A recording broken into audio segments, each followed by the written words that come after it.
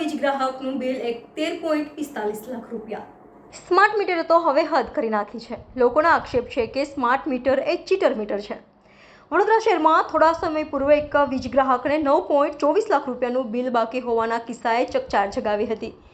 જે બાદ આજરોજ જેતલપુર વિસ્તારમાં ઇબ્રાહીમભાઈ રહેતા એક ગ્રાહકનું બિલ 13.45 લાખ રૂપિયા બાકી હોવાનો મોબાઈલ પર મેસેજ મળતા MGVCLની સ્માર્ટ મીટરની પોલ ઉઘાડી પડી છે।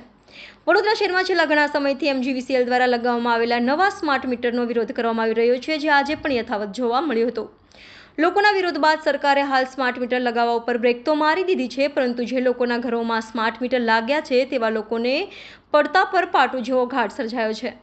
દર 2-3 દિવસે રિચાર્જ પૂરું થઈ જતું હોવાનું લોકો કહી રહ્યા છે। તેની સરખામણીએ આ સ્માર્ટ મીટરના કારણે બમણું બિલ આવવા લાગ્યું છે અને અમે અરજી કરીને થાકી ગયા છીએ, છતાં પણ અમારા ઘરે લાગેલા સ્માર્ટ મીટર બદલવામાં આવતા નથી।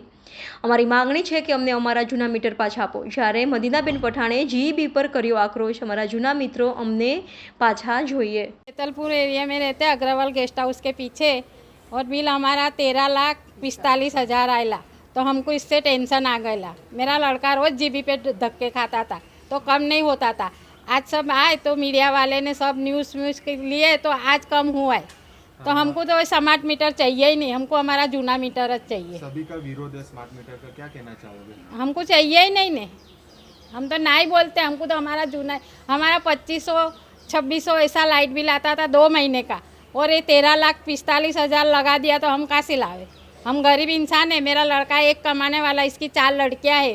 हम बुढ़ा बुढ़ी को संभालता है, फिर हम वो कहाँ से भरेगा इतना सारा?